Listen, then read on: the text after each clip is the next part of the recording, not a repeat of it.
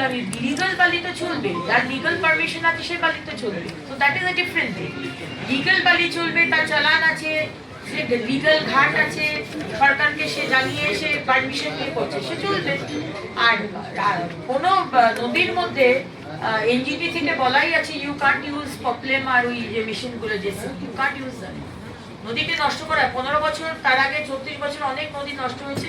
এখন আর মাননীয় মুখ্যমন্ত্রী নদী ঘাটের মধ্যে কি শয়ে শয়ে ট্রাক দাঁড় করানো বা ট্রাকের জন্য রাস্তা এগুলো কি তৈরি করা যায়?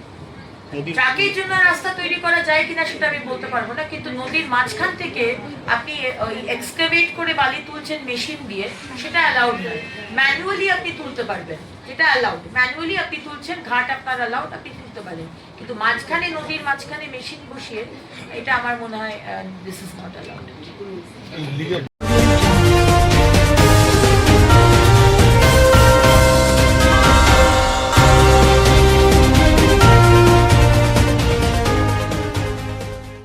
রাতে চলছে লুট। দুর্গাপুরের ওয়ারিয়া মানা এলাকায় বৈধ বালিঘাটের আড়ালে দামোদর নদীগর্ভের যন্ত্র নামিয়ে অবৈধ বালি তোলার অভিযোগ। ক্ষুব্ধ পরিবেশবিদ, উত্তপ্ত রাজনীতি।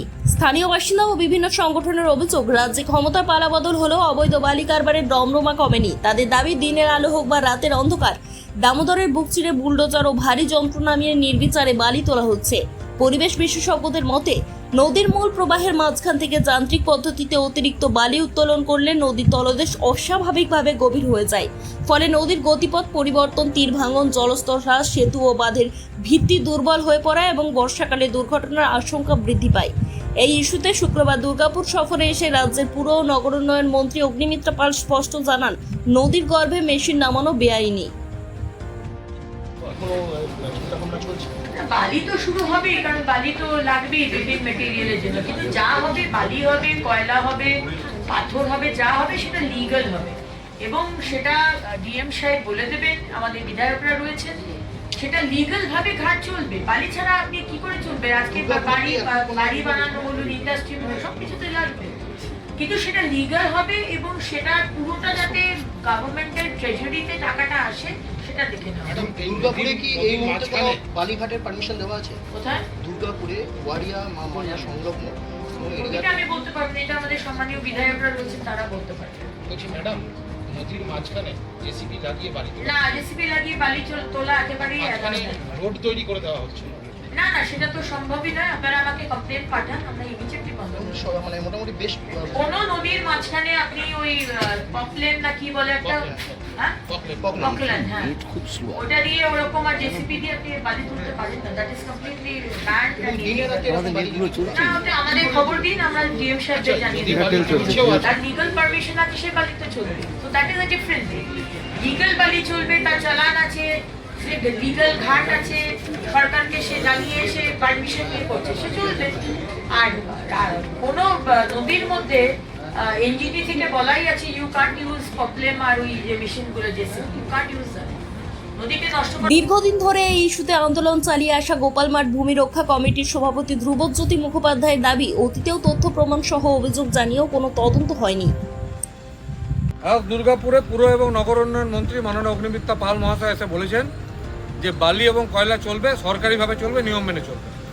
তো মাননীয় মন্ত্রীকে ধন্যবাদ জানাই যে তিনি এই কথাটি বলেছেন, এবং একই সঙ্গে তাকে একটু মনে করে দিতে চাই, বিগত সরকারের আমলে ভূমি রক্ষা কমিটির তরফ থেকে এসডিএম, পিএম, পশ্চিমবঙ্গ দূষণ নিয়ন্ত্রণ পর্ষদ, রাজ্যের সেচ মন্ত্রী, রাজ্যের মুখ্যমন্ত্রী, সবাইকে আমরা সমস্ত তথ্য প্রমাণ সহ অভিযোগ করেছিলাম যে বালি উত্তোলনের নামে বেআইনি কাজকর্ম হচ্ছে, এবং যার ফলস্বরূপ পশ্চিম বর্ধমান জেলার 7 থেকে 10টা সন্তান বিগত বছরগুলোতে ডুবে মারা যায় নদীতে।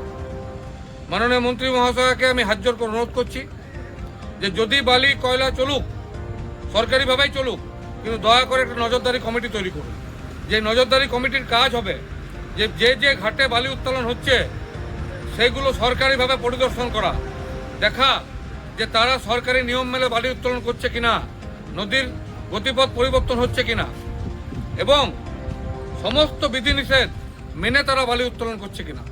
কেউ বালি তুলবেন, কোনো নেতা, কোনো জনপ্রতিনিধি কোটি কোটি টাকা কামাবেন, আর তার বদলে 4টে 5টা 10টা ছেলে প্রতি বছর ডুবে মারা যাবে, এটা মানব না।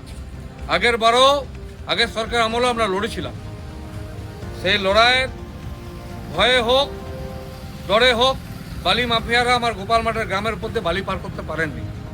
মাননীয় মন্ত্রী মহাশয়কে হাত জোর করে বলছি, যদি এই সরকারের আমলেও বালি মাফিয়ারা মনে করেন যে নদীর পথ পরিবর্তন করবেন, নদীর মাঝখান থেকে বালি তুলবেন, স্থানীয় ছেলেরা ডুবে মারা যাবে, ভূমি রক্ষা কমিটি কিন্তু প্রতিবাদটা করবে।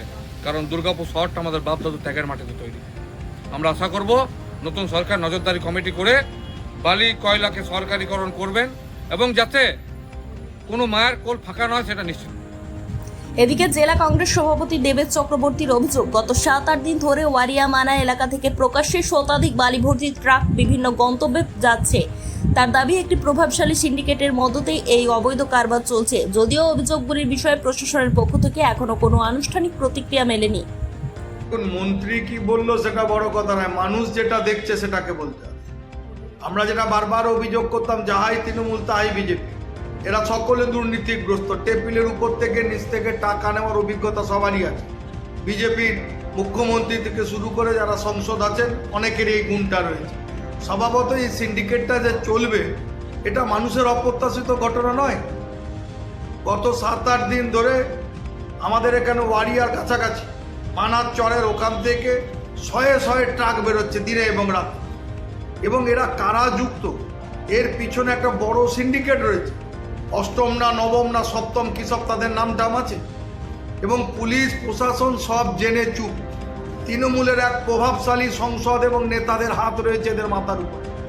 আমরা চাইব অবিলম্বে ঘটনা বন্ধ হোক এবং যারা প্রকৃত দোষী তাদের শাস্তিদানের ব্যবস্থা করা হোক। মুখ্যমন্ত্রী অনেক বড় বড় বুলি আওড়াচ্ছেন, জিরো টলারেন্স, তিনি এসব বালি কয়লা করতে দেবেন না। আর ক্ষমতায় বসার কয়েকদিনের মধ্যেই পশ্চিম বর্ধমান জেলার দুর্গাপুরে 7-8 দিন ধরে শুরু হয়ে গেল হুড় করে বালি বেরোচ্ছে কলকাতার উদ্দেশ্যে। এবং স্থানীয় মানুষ ভয়ে কোনো কথা বলতে পারছেন, তাদের আতঙ্কিত তারা। আমরা চাইব অবিলম্বে দোষী ব্যক্তিদের শাস্তিদানের ব্যবস্থা হোক এবং পুলিশ প্রশাসন সদর্থক ভূমিকা নেই। তারা তোলাবাজি বন্ধ করে, সাধারণ মানুষকে হয়রানি বন্ধ করে, বিরোধীদের হয়রানি বন্ধ করিয়ে তারা চেষ্টা করুক এই সমস্ত বালি মাফিয়া কয়লা মাফিয়াদের প্রকৃত শাস্তি দান। বৈধঘাটের আড়ালে নদীগর্ভে ভারী যন্ত্র নামানোর অনুমতি কে দিল, প্রশ্ন তুলছেন পরিবেশবিদ থেকে বিরোধীরা। প্রশাসন কি ব্যবস্থা নেই, নজর রাখছে ননস্টপ এক্সপ্রেস টিভি। এবার নজর রাখুন পরবর্তী খবরের দিকে।